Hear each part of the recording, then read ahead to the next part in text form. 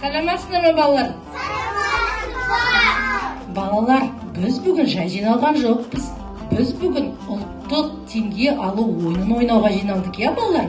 Балалар, қараңдаршы, бұл ата-бабамыздың салтынан келе жатқан салт дәстүрдің бірі, я балалар? Бұны қараңдаршы, жерде жатқан теңгені аттың үстінде шауып келе жатып алады, я? Енді қараңдар, біз де осы ойынды ойнауға жиналдық. Қараңдар, тепе-теңдікке екі топқа бөлінді, я тепе-теңдікке. Енді әр топтан бір-бір баладан шығады, атқа мініп әуен қосылғанда шабамыз. Тоқтағанда жерде жатқан теңгені кім бірінші алады, сол бір ұпай ұтады, жақсы ма? Ал кеттік, шабамыз. Ал кім алды бізден? Эмир алды. Эмир бір, бағам, жақсы. Жалғастырамыз. Қыздар, шабындар. Шабындар.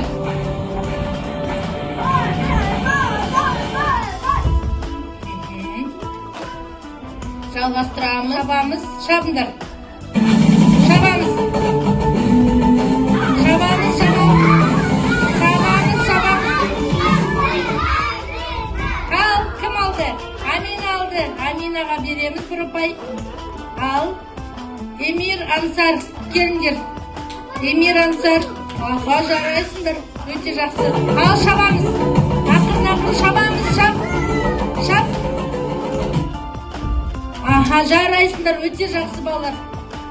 Ал, енді ұпайды санайық, келіңдер. Кімде қанша ұпай? Бір, және Амина, үшеу.